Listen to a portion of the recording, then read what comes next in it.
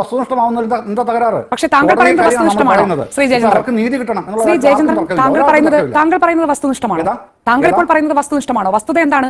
അവർ കോടതിയിൽ നൽകിയിരിക്കുന്ന നിയമപരമായ ഡോക്യുമെന്റിൽ അവർ ആവശ്യപ്പെട്ടിരിക്കുന്നത് CBI പോലെ ഒരു ഏജൻസി അന്വേഷിക്കണം എന്നാണ്. CBI അന്വേഷിക്കണം എന്ന് തന്നെയാണ്. നിലവിലെ സർക്കാരിന്റെ കീഴിൽ നടക്കുന്ന ഈ സർക്കാരിന്റെ രാഷ്ട്രീയത്തിൽ നിർണായക സ്വാധീനമുള്ള ആളുകൾ ആരോപണ വിധേയരായി നിൽക്കുമ്പോൾ അവർ ഉൾപ്പെടുന്ന അന്വേഷണത്തിൽ വിശ്വാസമില്ല എന്നാണ് വസ്തുത. അതാണ് കുടുംബത്തിന്റെ ആവശ്യം, അതാണ് ലീഗലി അവർ ഉന്നയിച്ചിരിക്കുന്ന ആവശ്യം, അതാണ്.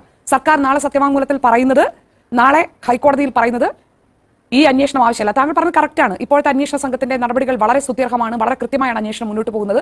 അത് തടസ്സപ്പെടുത്തേണ്ട കാര്യമില്ല, CBI അന്വേഷിക്കേണ്ട കാര്യമില്ല എന്നാണ് സർക്കാർ പറയുന്നത്. നമ്മുടെ ചോദ്യം എന്താണ്? ഇതിൽ ആരുടെ സംശയമാണ് ദൂരീകരിക്കേണ്ടത്? ആർക്ക് നീതി ലഭിക്കുന്നു എന്നാണ് ഉറപ്പാക്കേണ്ടത്? അവിടെ സർക്കാർ നൽകിയ വാക്കെന്താണ്? സർക്കാരിനെ നിയന്ത്രിക്കുന്ന ഭരണകക്ഷി നൽകിയ വാക്കെന്താണ്? എന്നിട്ട് CBI അന്വേഷിക്കേണ്ട എന്ന് പറയാൻ സർക്കാർ എന്താണ് കാരണം? എന്ത് കാരണമാണുള്ളത്? ഞാൻ പറഞ്ഞില്ല, CBI എന്നുള്ളതല്ല ഷാനി, ആ ഒരു പേര്, ഒരു അന്വേഷണ ഏജൻസിയുടെ പേരിലല്ല ഞാൻ ഇതിൻ്റെ അകത്ത് പറയുന്നത്. ഞാൻ പറയുന്നത് സർക്കാർ പറയാൻ സാധ്യതയുള്ളതെന്ന് ഞാൻ വിചാരിക്കുന്ന കാര്യം ഞാൻ പറഞ്ഞല്ലോ. പിന്നെ SITയുടെ അന്വേഷണം കാര്യക്ഷമമായി പോകുന്നുണ്ട്.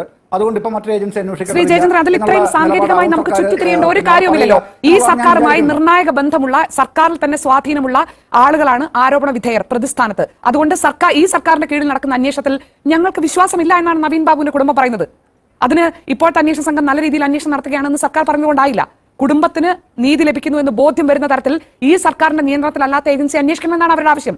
സർക്കാരിനത് എതിർക്കേണ്ട കാര്യം എന്താണ്? സർക്കാർ നേരത്തെ പറഞ്ഞതൊക്കെ ശരിയാണെങ്കിൽ, നേതാക്കൾ പറഞ്ഞതൊക്കെ ആത്മാർത്ഥതയോടെയാണെങ്കിൽ സർക്കാരിന് നവീൻ ബാബുവിന്റെ കുടുംബത്തിന്റെ സുതാര്യമായ സ്വതന്ത്രമായ മറ്റൊരു അന്വേഷണം വേണം എന്ന ആവശ്യത്തെ എതിർക്കാൻ എന്താണ് കാരണം? ഞാൻ പറഞ്ഞില്ലേ, ഞാൻ പറയുന്നത് അവർ തന്നെ, എൻ്റെ അഭിപ്രായം മാത്രമല്ലല്ലോ ഇവിടെ ചർച്ച ചെയ്യാൻ സാധിക്കും. എൻ്റെ അഭിപ്രായത്തിൽ പ്രസക്തിയുമില്ല. കോടതിയിൽ നടന്ന കാര്യങ്ങളുടെ കാര്യമാണ് ഞാൻ പറഞ്ഞത്. അവിടെയാണ് പറഞ്ഞത് CBIയോ എന്ന് ചോദിച്ചപ്പോഴാണ് എന്നാൽ ക്രൈംബ്രാഞ്ച് ആണെങ്കിലും മതി എന്ന് പറയുന്നത്. അപ്പോൾ ക്രൈംബ്രാഞ്ച് ആരുടെ കീഴിലാണ്? അത് പിന്നെ ദേശീയ അന്വേഷണ ഏജൻസി അല്ലല്ലോ, സംസ്ഥാന സർക്കാരിൻ്റെ കീഴിലുള്ള അന്വേഷണ ഏജൻസി അല്ലേ. അപ്പോൾ ക്രൈംബ്രാഞ്ച് ആണെങ്കിലും മതി എന്ന് പറഞ്ഞത് എന്തുകൊണ്ടാണ്? അത് പരിശോധിക്കണം. അത് പരിശോധിക്കേണ്ട കാര്യം ഇപ്പോൾ ഇല്ലെന്ന് ഞാൻ പറഞ്ഞു. എനിക്കത് പരിശോധിക്കേണ്ട കാര്യമില്ല. കാരണം നീതി കിട്ടണം. ആർക്ക് നീതി കിട്ടണം എന്നാണല്ലോ താങ്കൾ ചോദിച്ചത്? ആർക്ക് നീതി കിട്ടണം? നവീൻ ബാബുവിൻ്റെ മരണത്തിന് അവരുടെ കുടുംബത്തിനാണ്, അദ്ദേഹത്തിൻ്റെ കുടുംബത്തിനാണ് നീതി കിട്ടേണ്ടത്. ആ നീതി ലഭിക്കണം. അതിന് അന്വേഷണം എങ്ങനെയൊക്കെ വേണം എന്ന് ഇനി തീരുമാനിക്കാനിരിക്കുന്നത് ഹൈക്കോടതിയാണ്. അത് ഹൈക്കോടതി നാളെ അക്കാര്യത്തിൽ തീരുമാനം പറയും എന്നാണ് നമ്മളെല്ലാവരും പ്രതീക്ഷിക്കുന്നത്. അതിൻ്റെ ഇപ്പുറത്തുള്ളതെല്ലാം നമ്മളുടെ വ്യാഖ്യാനങ്ങൾ മാത്രമാണല്ലോ. കോടതിയാണല്ലോ തീരുമാനിക്കുക നാളെ. അതേ ഞാൻ പറഞ്ഞുള്ളൂ. അതേ എൻ്റെ അഭിപ്രായമായിട്ടും പറയാം. സർക്കാർ എന്തുകൊണ്ട് ഇങ്ങനെ ഒരു നിലപാടെടുക്കുന്നു എന്നാണ് ചോദിച്ചത്. കോടതി എന്തും തീരുമാനിക്കട്ടെ, സർക്കാർ എന്തുകൊണ്ട് ഇങ്ങനെ ഒരു നിലപാടെടുക്കുന്നു എന്നാണ് ചോദിച്ചത്. അത് ഞാൻ മറുപടി പറഞ്ഞു കഴിഞ്ഞല്ലോ. ഞാൻ പറഞ്ഞില്ലേ, 2 പ്രാവശ്യം അവരുടെ മൊഴിയെടുത്തു. 2 പ്രാവശ്യം മൊഴിയെടുത്തപ്പോഴും പിന്നെ ഇത് ആത്മഹത്യ ആണ് എന്നുള്ള നിഗമനത്തിലാണ്, അല്ലെങ്കിൽ അഭിപ്രായത്തിലാണ് അവർ മൊഴി കൊടുത്തിട്ടുള്ളത്. അങ്ങനെ തന്നെയാണ് ആ മൊഴിയിലുള്ളത്. അതിൽ മറ്റൊരു അസ്വാഭാവികത അല്ലെങ്കിൽ മറ്റെന്തെങ്കിലും അഭിപ്രായം ആ 2 ഘട്ടത്തിൽ അവർ പറഞ്ഞിട്ടില്ല എന്നുള്ളത്. പിന്നെ ഈ നമ്മുടെ ഹിയറിംഗ് ഹൈക്കോടതിയിൽ ഇരിക്കുകയാണ് കേസ് ഡയറി. ഒരു വിശദാംശവും പുറത്തു വന്നിട്ടില്ല. നവീൻ ബാബുവിന്റെ കുടുംബത്തിന്റെ മൊഴിയെ കുറിച്ചുള്ള വിശദാംശങ്ങൾ താങ്കൾക്ക് എവിടെ നിന്നാണ് ലഭിക്കുന്നത്? മാധ്യമങ്ങളിൽ വന്നിട്ടില്ല. എവിടെ നിന്നും ആ വിവരങ്ങൾ പുറത്തു വന്നിട്ടില്ല. വളരെ അനായാസം പിന്നെ ഈ ലഭിക്കുന്നതിന് എന്താ പ്രയാസം? ഇത് ഞാൻ പറഞ്ഞു വന്നത് റെഗുലർ ബെയിൽ ഹിയറിംഗിൽ ഞാൻ പറയട്ടെ ഷാനി, പ്ലീസ് എനിക്കൊന്ന് പറയാനുള്ള അവസരം തരൂ. ഈ റെഗുലർ ബെയിലിൻ്റെ ഹിയറിംഗിൽ തലശ്ശേരി സെഷൻസ് കോടതിയിൽ പിന്നെ അഡ്വക്കേറ്റ് റാൽഫ് പറയുന്നുണ്ട്, പിന്നെ ഇവരുടെ മൊഴി എടുത്തിട്ടില്ല, നവീൻ ബാബുവിൻ്റെ കുടുംബത്തിൻ്റെ മൊഴി എടുത്തിട്ടില്ല എന്നാണ് അദ്ദേഹം അവിടെ സെഷൻസ് കോടതിയിൽ പറയുന്നത്. അപ്പോൾ പ്രോസിക്യൂട്ടർ അങ്ങനെയല്ല, മൊഴി എടുത്തിട്ടുണ്ട്, പിന്നെ 19-ാം തീയതി എടുത്ത മൊഴിയുടെ ഇതാണ് പകർപ്പ്, ഇതാണ് മറ്റേത് ഒറിജിനൽ എന്ന് പറഞ്ഞാൽ ആ ഹാജരാക്കുകയാണത്. അപ്പോൾ ജഡ്ജി അത് പരിശോധിക്കുന്നുണ്ട്, സെഷൻസ് ജഡ്ജി അത് പരിശോധിക്കുന്നുണ്ട്. അപ്പോൾ പിന്നെ ആ ഉത്തരവിൽ 38 പേജ് ഉത്തരവിൽ അത് പറയുന്നുണ്ടല്ലോ, അത് എടുത്തു പറയുന്നുണ്ടല്ലോ, മജിസ്ട്രേറ്റ് അത് പറയല്ലേ. കോടതിയിൽ ഹൈക്കോടതിയിൽ ഇക്കാര്യം ഉയർന്നു വന്നതിന് ശേഷം പ്രത്യേക അന്വേഷണ സംഘം കുടുംബം ശക്തമായി പരസ്യമായി ഞങ്ങളുടെ മൊഴി ഇതുവരെ രേഖപ്പെടുത്തിയിട്ടില്ല എന്ന് പറഞ്ഞ ശേഷം പ്രത്യേക അന്വേഷണ സംഘം പത്തനംതിട്ടയിൽ പോയി വീണ്ടും അവരുടെ മൊഴിയെടുത്തത്, വിശദമായി പ്രത്യേക അന്വേഷണ സംഘം ആദ്യമായി മൊഴിയെടുത്തത് എപ്പോഴാണ്?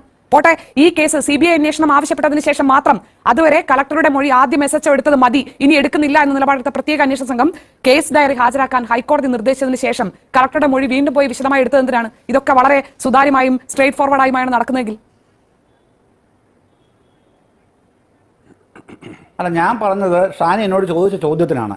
അത് തലശ്ശേരി സെഷൻസിൽ നടന്ന കാര്യങ്ങളാണ് ഞാൻ പറഞ്ഞത്. അത് അതിനകത്ത് എഴുതി വെച്ചിട്ടുണ്ട്, അതുപോലെ തന്നെ എഴുതി വെച്ചിട്ടുണ്ട്. പ്രത്യേക അന്വേഷണ സംഘം എടുത്ത മൊഴിയെക്കുറിച്ചല്ല ശ്രീ ജയചന്ദ്രൻ താങ്കൾ പറയുന്നത്. അങ്ങനെ ഉണ്ടായിട്ടില്ല.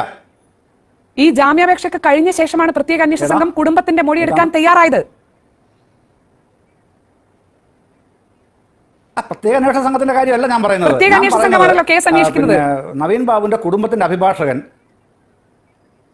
ഇതൊന്ന് കേൾക്കൂ താങ്കൾ. ഞാൻ പറയുന്നതിനകത്ത് എനിക്ക് നല്ല വ്യക്തതയുണ്ട്. താങ്കൾ എന്തിനാണ് രണ്ട് പ്രാവശ്യം എടുത്തിട്ടുണ്ട് മൊഴി. ഒന്ന് 19-ാം തീയതി, 15-ാം തീയതി ആത്മഹത്യ ചെയ്തു മരണപ്പെട്ട നിലയിൽ കാണപ്പെടുന്ന ആളുടെ കുടുംബത്തിന്റെ മൊഴി 19-ാം തീയതി അവിടെ ചെന്ന് രേഖപ്പെടുത്തിയിട്ടുണ്ട്. അതിനുശേഷം അന്വേഷണ സംഘം മാറി. ഈ അന്വേഷണ സംഘമാണ് വിശദമായ അന്വേഷണം നടത്തുന്നത്. ഈ അന്വേഷണത്തെയാണ് വിശ്വസിക്കാനാവുക എന്ന് സർക്കാരും പാർട്ടിയും വകുപ്പും ഒക്കെ പറഞ്ഞു.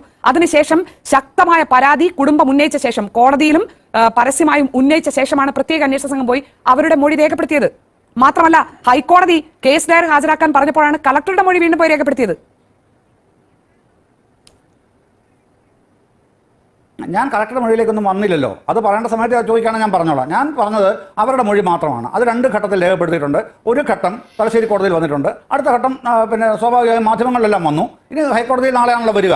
അതിന്റെ വിശദാംശങ്ങൾ നാളത്തെ ഹിയറിംഗിൽ ഉണ്ടാകുന്ന ഉത്തരവിലാണ് വായിക്കാൻ കഴിയുക. പക്ഷേ മാധ്യമങ്ങൾ വന്നിട്ടുണ്ട് ഇതിനകം തന്നെ. അങ്ങനെ 2 ഘട്ടത്തിലായിട്ട് അന്വേഷണ സംഘം മൊഴി എടുത്തു എന്നേ വന്നിട്ടുള്ളൂ. മൊഴി എന്താണെന്ന് മാധ്യമങ്ങളിൽ വന്നിട്ടില്ല.